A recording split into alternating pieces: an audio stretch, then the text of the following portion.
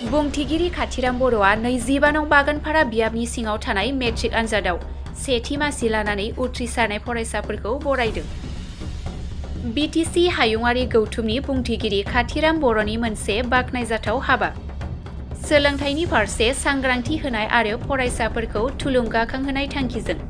सिगांनि बोसोराव फालिनाय आरो मान बावनाय बायदियैनो बे बोसोरावबो 25 नं बागानपारा बिटिसि बियाबनि MCLA बुंथिगिरि खाथिराम बर'नि बानजायनायाव मेट्रिक आनजादाव सेथि मासि लानानै उथ्रिसारनो हानाय फरायसाफोरखौ बरायनाय आरो मान बावनाय हाबाफारि लादों। बाक्सा जिल्लानि बागानपारा बाथौ थानसालिनि सायनासालियाव दिनै बे बोसोरनि मेट्रिक आनजादाव सेथि मासि लानानै उथ्रिसारनाय सा 312 फरायसा आरो फरायसुलिफोरखौ मोनसे गाब गोनां हाबाफारिनि गेजेरजों बरायनाय आरो मान बावनाय जायो। बेनि गेजेराव सा 8 फरायसाया डिस्टिंक्शन मार्क लानानै उथ्रिसार जानो हानाय आरो सा 43 फरायसाया स्टार मार्क लानानै उथ्रिसार जायो। बे बरायनाय हाबाफारि गाहाय आलासि महरै बाहागो लायो मुसलपुर सोलोंथाइ खोन्दोनि IS मोहम्मद जहुरुल इस्लाम आरो तेजपुर मुलुगसोलोंसालिनि बिबुंगोरा डक्टर जोंस्रां ब्रह्म बिथांमोना। बिटिसि जि 25 नं बिटिसि बियाब बे बियाबनि सिङाव नैबे दाखालि 2025 मायथाइनि जि फोसावनाय जि मेट्रिकनि फिथाइ बे मेट्रिकनि फिथाइयाव सेथि बिभागाव बा फार्स्ट डिभिजनाव उथ्रिसार जानो हानाय फरायसाफोरखौ बरायनाय जि हाबाफारि बे हाबाफारिखौ दिनै बेवहाय बागानपारानि जि बाथौ थानसालि बेवहाय खुंनाय जादों। बेबायदि हाबाफारिखौ जों 25 नं बागानपारा समस्ति थामहिनबा 25 नं बागानपारा बियाबा 2022 मायथाइनिफ्राय बेखौ दिनैसिम बेखौ खुंबोबाय थादों। 2022, 2023, 2024 आरो 2025 बेबायदि जि मोनसे हाबाफारि बे हाबाफारिफोराव जोंनि जिखिनि फरायसाफोरनि जिखिनि माने बाहागो लानाय लोगोसे बे हाबाफारियाव जोङो गुबुन गुबुन बिथिङाव गुबुन गुबुन माने आयदायाव रोंगौथि थानाय आलासिफोरखौ जोङो लेंहरो आरो नैबे देग्लायबो 2025 मायथाइनि जि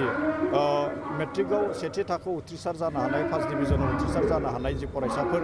बे फरायसाफोरखौ जि बरायनाय हाबाफारि बे बरायनाय हाबाफारियाव तेजपुर इउनिभारसिटिनि प्रफेसार डक्टर जोंसार ब्रह्म बिथाङा सासे बेवहाय माने स्पिकार गेस्ट हिसाबै बेवहाय बाहागो लादों आरो बेनि अनगायैबो नैबे जोंनि बाक्सा जिल्लानि IS जहुरुल इस्लाम बिथाङा बेवहाय सासे स्पिकार गेस्ट हिसाबै बेवहाय माने बाहागो लादों आरो गमामायैनो नैबे जिखिनि हाबाफारि बे हाबाफारिनि गेजेरजों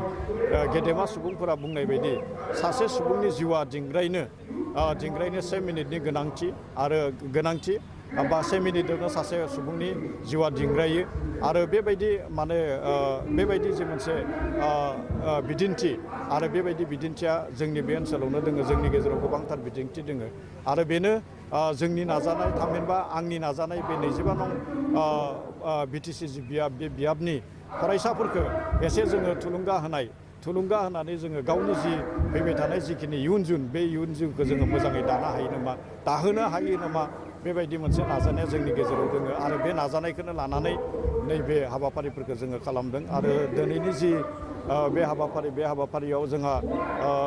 बागानपारा बियाबनि सिङाव थानाय गासै माने गोजौ फरायसालिनि गाहाय फोरोंगिरि बिथांमोन दोङो।